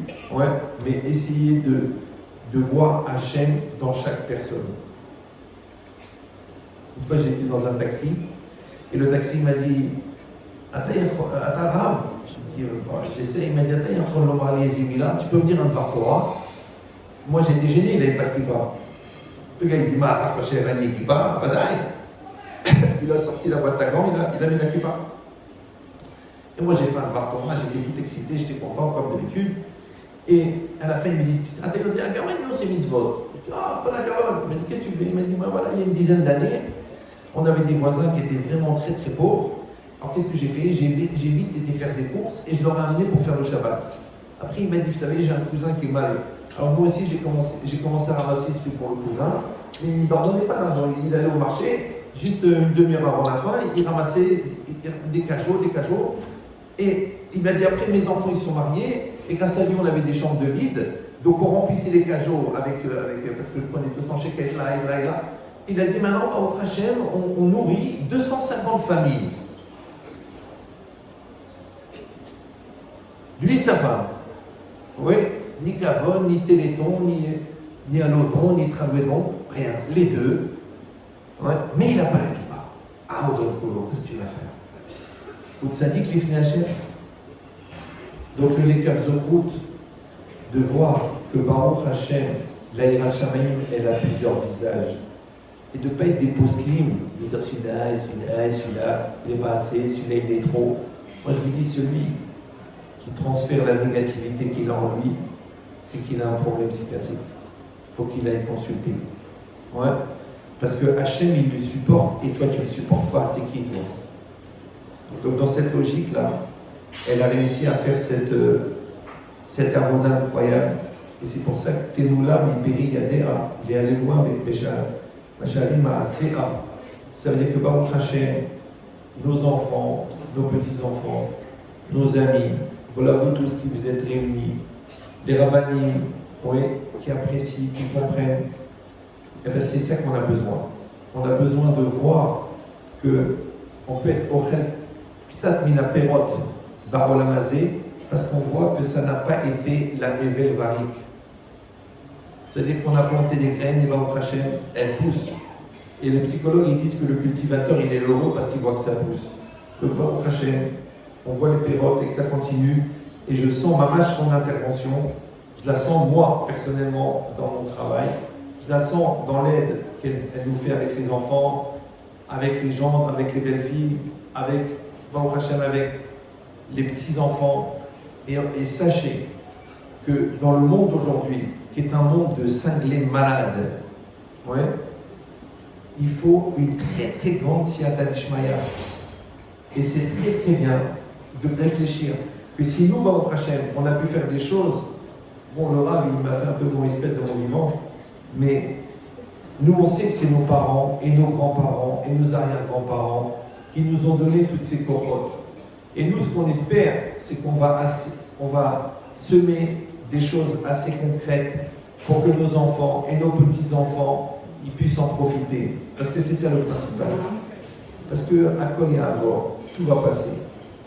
Donc la tristesse, la prise de tête, les nerfs, la peur, l'argent, ça va passer. Ouais. Mais de voir ces enfants qui sont dans le Hémet, qui sont dans la Torah, qui sont dans l'équilibre, qui sont dans la Simcha, qui sont dans l'équilibre, parce qu'à quoi ça sert d'être avers si tu prends de l'exomile tous les jours pour tenir?